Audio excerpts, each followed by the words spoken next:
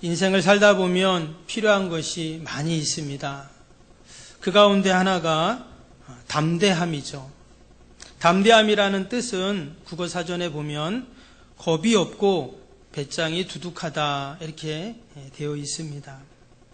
그것을 한문으로 보면 이 담자는 쓸개를 말합니다. 그래서 한의학에서도 실제로 이 쓸개와 관련해서 쓸개가 크냐 작냐에 따라서 사람의 성향을 이야기하기도 하고 또는 두려움과 용기가 있다 없다 말하기도 합니다. 그리고 우리가 자주 말하는 담력 또는 담대함, 낙담 또는 대담 다 쓸개와 관련된 그러한 한문들이죠. 근데 이 담대함의 반대말이 두려움입니다. 그래서 어떤 일에 대해서 쉽게 좌절하고 포기하고 낙심하는 사람들, 담대하지 않다 이렇게 우리는 이야기를 하죠.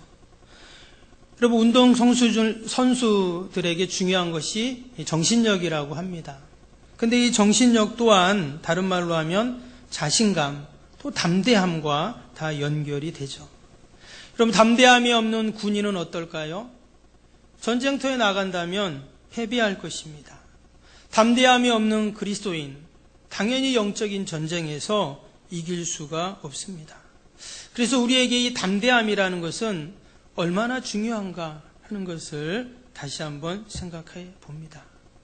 우리 속담에도 보면 호랑의 굴에 들어가도 정신만 바짝 차리면 산다, 이런 속담이 있습니다. 우리의 마음 상태에 따라서 어떤 마음을 먹냐에 따라서 살기도 하고 죽기도 한다는 말이죠. 듣지도 보지도 말하지도 못하는 삼중 장애를 갖고 있었던, 그러나 성공적인 인생을 살았던 많은 사람들에게 감동을 주었던 헬렌 켈러는 이렇게 말했습니다. 희망과 자신감이 없으면 아무것도 이룰 수 없다. 여러분, 우리가 자신감을 갖고 담대함을 갖는 것이 얼마나 중요한가 하는 것이죠. 오늘 본문의 말씀은 그 담대함과 관련된 그러한 말씀입니다.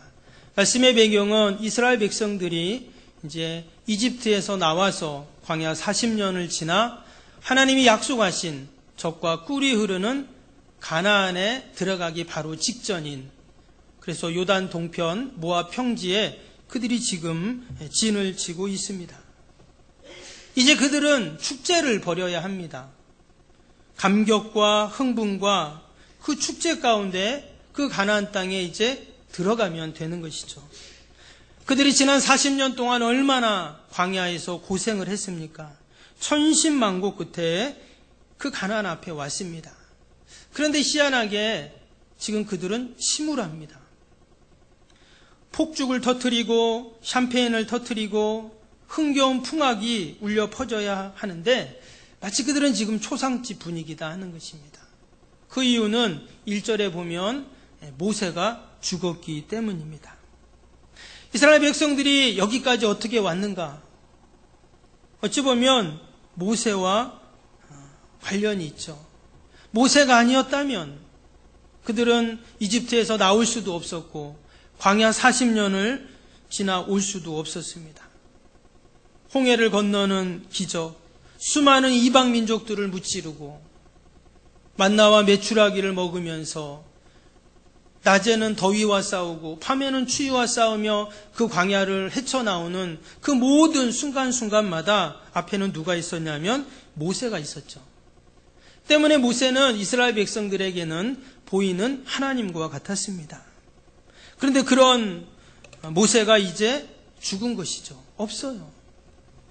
이스라엘 백성들은 지금 그 요단 들판 모압 평지 앞에서 이제 그들은 큰 두려움과 낙담 가운데 빠지게 됩니다.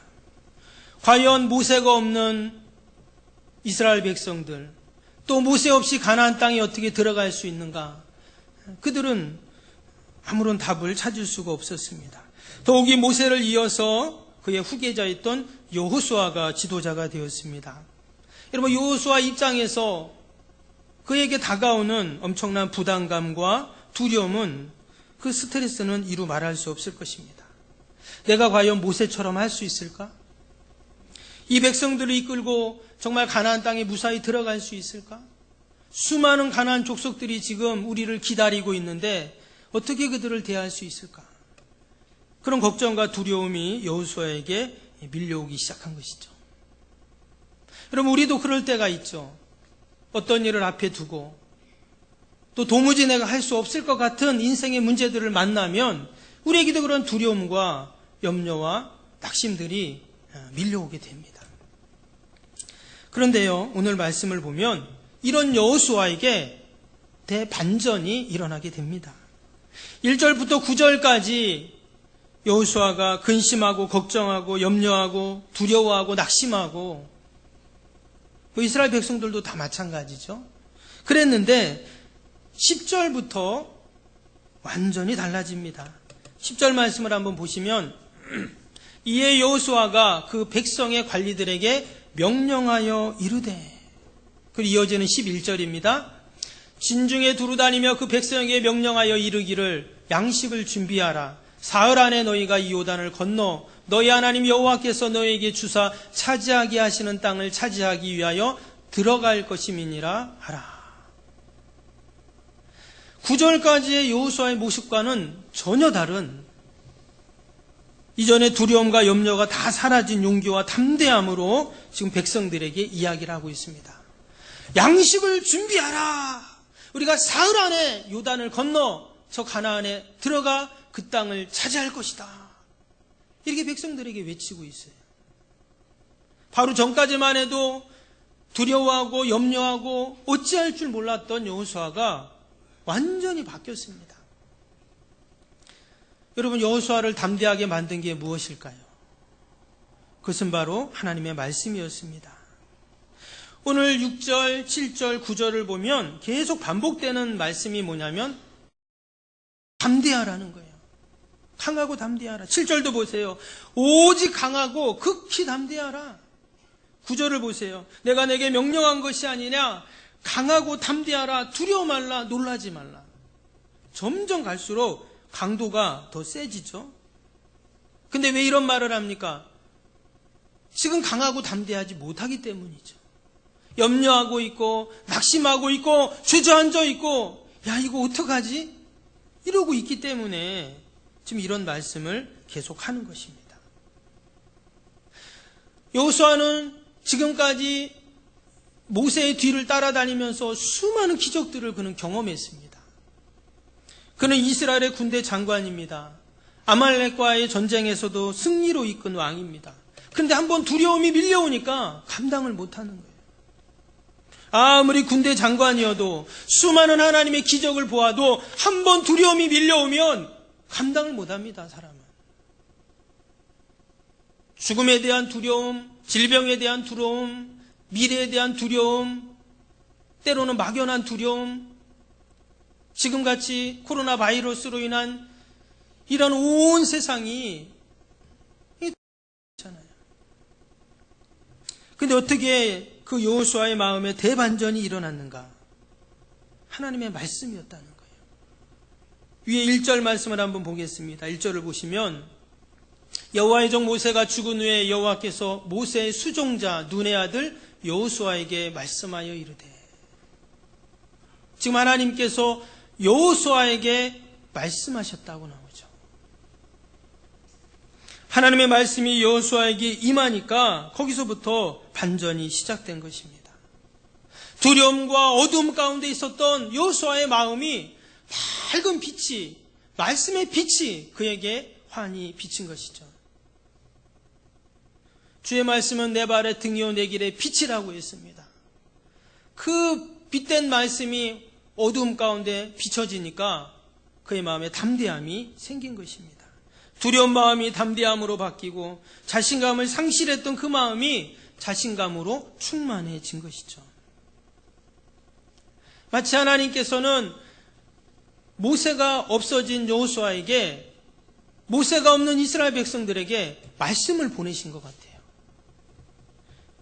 근데 실제로 시편 107편 20절에 보면 이런 말씀이 나옵니다. 그가 그의 말씀을 보내요.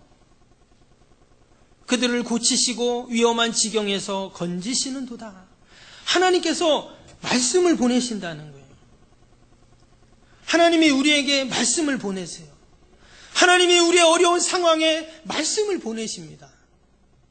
그래서 다 고치시고 염려하는 마음, 불안한 마음을, 두려워하는 마음을 다 고치시고 그 위험한 지경에서 다 건지시는 이러한 은혜를 베풀어 주십니다.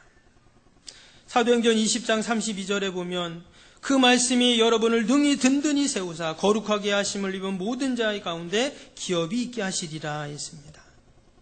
우리를 능히 든든히 세우는 게 뭔가? 말씀이라는 거예요. 우리를 담대한 사람으로 세우고 자신감 있는 사람으로 든든히 세우고 할 수 있다라고 하는 사람으로 든든히 세우는 것이 뭐냐면 말씀이라는 거예요.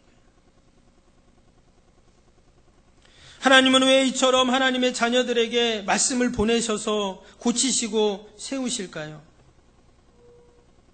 당연히 하나님은 하나님의 택한 백성들이 염려하고 두려워하고 걱정하며 살기를 원치 않기 때문이죠. 여러분, 우리의 자녀들이 늘 걱정하고 염려하고 주눅들어 기가 죽어서 여러분 그런 자녀를 보는 부모의 마음이 어떨까요? 저놈의 자식은 누굴 닮아서 저래? 어이구 답답해, 어이구 답답해. 모든 부모의 마음이 그렇죠. 한 번은 TV 동물농장에 그 프로에서 검은 독수리가 이렇게 나오는 것을 보았습니다. 이 검은 독수리는요, 맹금류 중에서도 최고의 포식자이고 독수리들 중에서도 최고로 강한 독수리입니다. 그런데 그 밀렵꾼의 그 엽총에 맞아가지고 날개를 다쳤어요. 그래서 무려 9년 동안 날지 못하고 그 보호소에 갖다 놓고 키우는 거예요.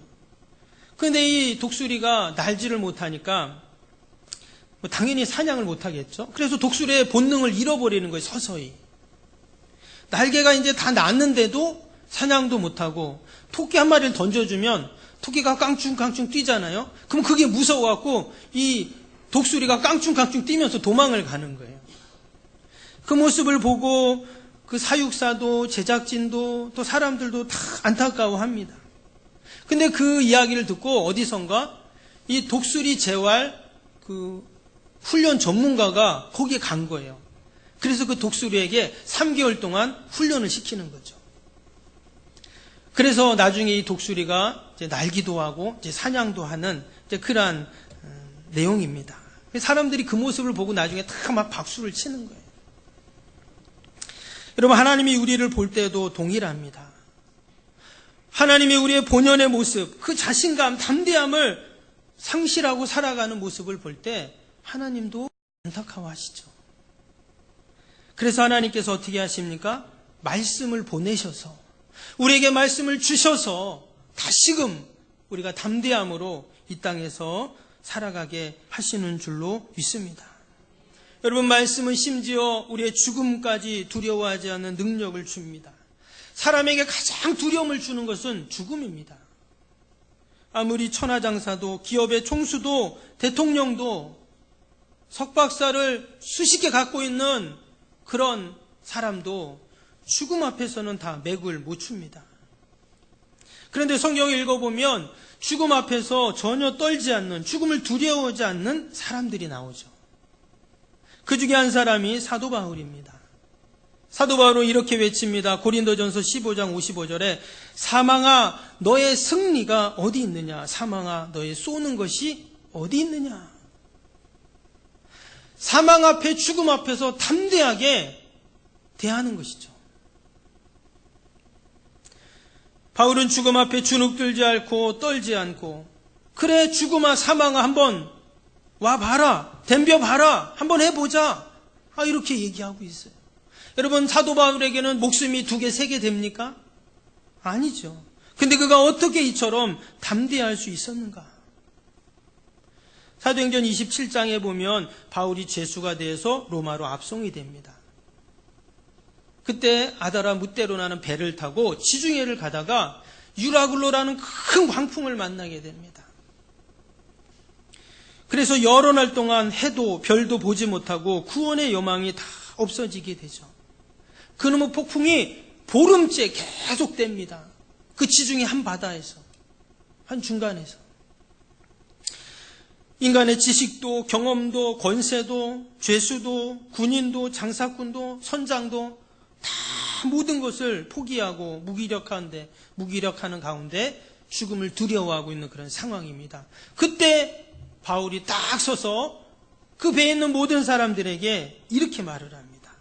사도행전 27장 22절에서 25절까지인데요. 제가 한번 읽어드리면, 내가 너희에게 고난하노니 이제는 안심하라. 너희 중 아무도 생명에는 아무런 손상이 없겠고 오직 배뿐이리라. 내가 속한 바 곧 내가 섬기는 하나님의 사자가 어젯밤에 내 곁에 서서 말하되, 바울아 두려워하지 말라. 내가 가이사 앞에 서야 하겠고 또 하나님께서 너와 함께 항해하는 자를 다 내게 주셨다 하였으니, 그러므로 여러분이여 안심하라. 나는 내게 말씀하신 그대로 되리라고 하나님을 믿노라. 할렐루야. 나는 내게 말씀하신 그대로 되리라고 하나님을 믿노라. 하나님이 나에게 말씀하신 대로, 그 말씀하신 대로 하나님께서 이루심을 믿노라. 여러분, 하나님의 말씀대로 하나님은 행하시고 이루시는 하나님이신 줄로 믿습니다. 말씀의 사람은 늘 담대하게 되어 있습니다. 진리의 말씀이 사단마귀의 권세 앞에서도 담대하게 하고, 인생의 모든 문제 앞에서도 우리를 담대하게 하고, 신종 코로나 바이러스도 말씀 앞에서 우리는 담대할 수 있는 줄로 믿습니다. 여러분, 지금 나를 담대하게 하는 것은 무엇입니까? 오직 하나님의 말씀이 되어야 할 줄로 믿습니다. 어떤 것도 말씀과 대체할 수가 없어요. 하나님은 말씀으로 온 우주 만물을 다 만드셨습니다. 말씀으로 지금도 역사를 운행하고 계십니다. 우리의 인생을 말씀으로 인도해 가고 계십니다. 여러분, 말씀과 바꿀 것이 있습니까? 여호수아에게 하나님을 주셔서 여호수아가 이처럼 담대해졌는 줄로 믿습니다. 또한 그 말씀은 여호수아에게 믿음을 주었습니다. 오늘 9절 말씀을 봅니다.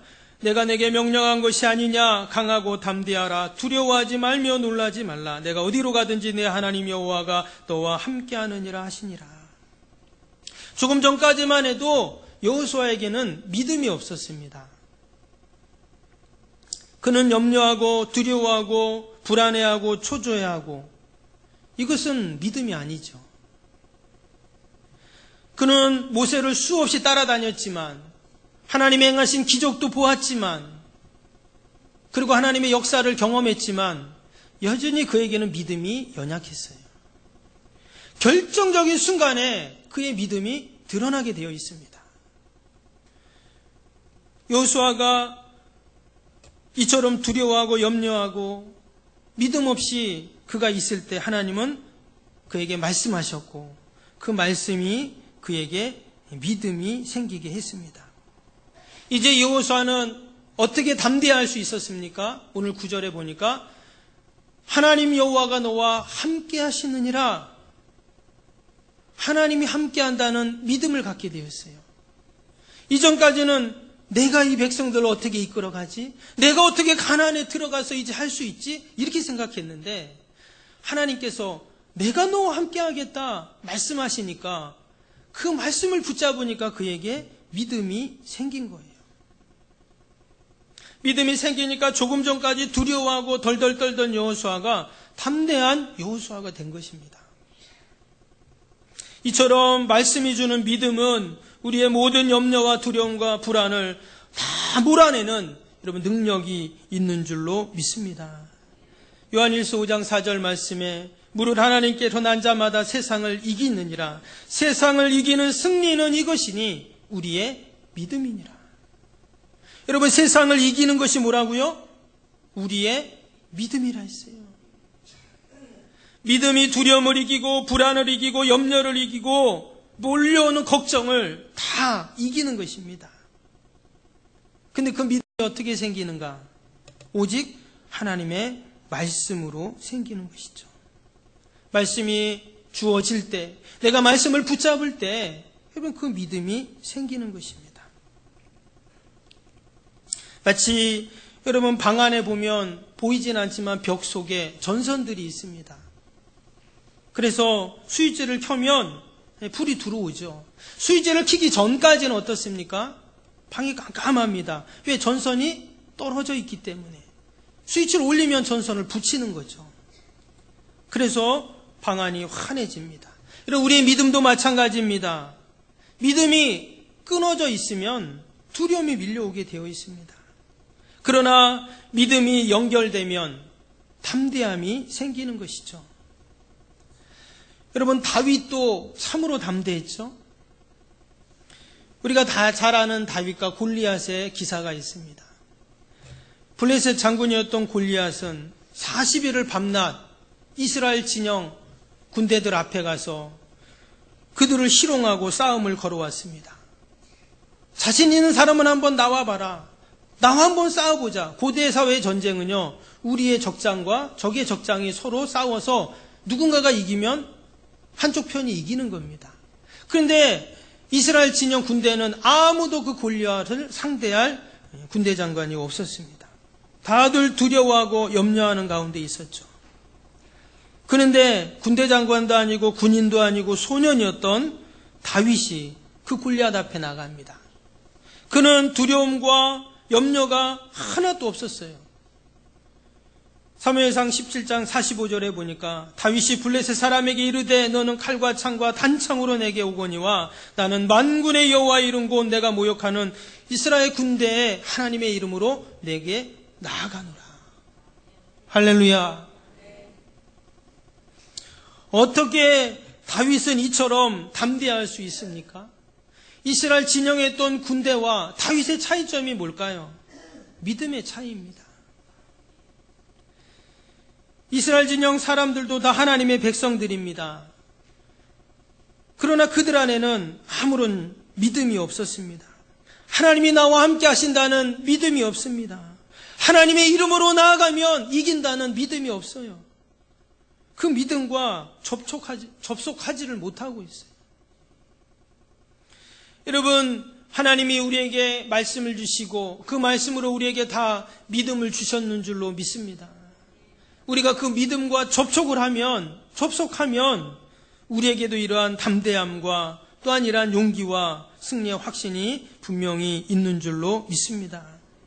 여러분, 믿음이 얼마나 귀합니까? 베드로전서 1장 7절에 보니까 너의 믿음은 믿음의 시련이 불로 연단하여도 없어질 금보다 더 귀하여 때 칭찬과 영광과 존귀를 얻게 하려 하심이라. 여러분, 금이 얼마나 귀합니까? 그런데 우리의 믿음이 금보다 더 귀하다고 했어요. 그리고 하나님 앞에 주님 오실 때 칭찬과 영광과 존귀를 얻는 것이 무엇인가? 믿음이에요. 딴 게 아닙니다. 믿음이에요. 그 믿음은 우리의 불안과 염려와 두려움을 다 몰아낼 뿐만 아니라 주님께 칭찬받고 영광과 존귀를 얻는 가장 소중하고 귀한 것인 줄로 믿습니다. 우리가 한 주간을 살면서도 하나님의 약속의 말씀을 듣고 그 말씀을 붙잡고 믿음으로 우리가 견고해질 때 하나님께서 우리에게 그러한 은혜와 복을 허락하실 줄로 믿습니다. 그래서 오늘 8절에 보니까 뭐라고 합니까? 이 율법책을 내 입에서 떠나지 말게 하며 주야로 그것을 묵상하여 그 안에 기록된 대로 다 지켜라 했어요. 어떻게 우리가 믿음을 가질 수 있고 또 하나님의 말씀을 꼭 붙잡을 수 있는가? 그 말씀을 묵상하라는 거예요. 주야로 묵상하라. 늘 그 말씀을 가까이 해라. 말씀을 내 안에 채워라. 여러분, 우리 안에 있는 염려와 근심과 걱정을 어떻게 다 몰아낼 수 있을까요? 방법이 있습니다. 마치 물컵이 있는데 여러분, 물컵 안에 공기가 있죠. 아무리 그 공기를 빼려고 해도 또 공기가 들어갑니다. 근데 빼는 방법 딱 하나예요. 거기다 물을 부으면 돼요. 컵에 물을 가득 채우면 그 컵 안에 있던 공기는 다 사라지죠. 우리 안에 두려움이라는 공기, 염려라는 공기, 불안이라는 공기, 내가 아무리 빼려고 해도 할 수 없지만 우리가 하나님의 말씀으로 우리 심령을 채우면 여러분 모든 염려와 걱정과 두려움은 다 사라지고 믿음으로 충만하게 될 줄로 믿습니다. 제가 이 말씀을 준비하면서 하나 찬양이 생각났습니다. 이 찬양을 같이 한번 나눠보고 싶은데요. 한번 찬양 한번 띄워주시고요.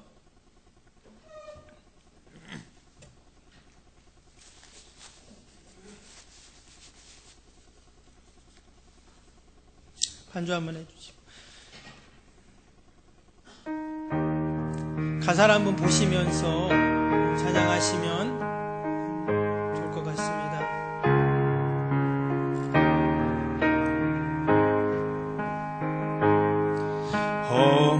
험한 세상 살면서 내게 시련이 와도 내게 슬픔이 와도 나는 주만 보리라. 오늘 사자와 같이 저 마귀 나를 삼키려 나를 유혹하지마. 나는 주는 나를 지키리. 환난아 내게 오노라. 시련아 내게 오노라. 누가 주님 사랑해서 나를 끊으리요. 나는 괴로움 없겠네. 주가 나와 함께 나를 인도하시. 나는 주만 딱. 환난아 내게 오너라. 우리 같이 한번 찬양해요. 환난아 내게 오너라. 시련아 내게 오너라. 누가 주님 사랑해서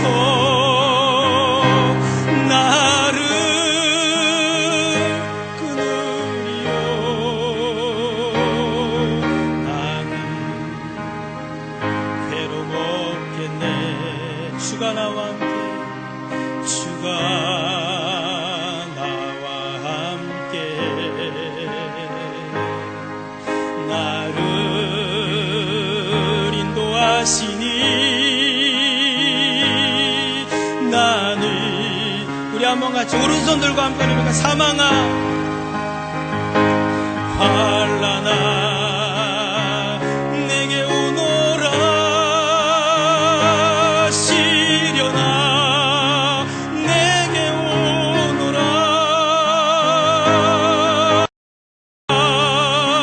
주님 사랑해서 나를 끊으리요. 나는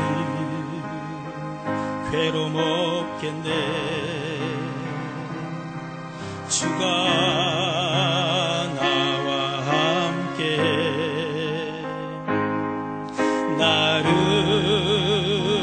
인도하시니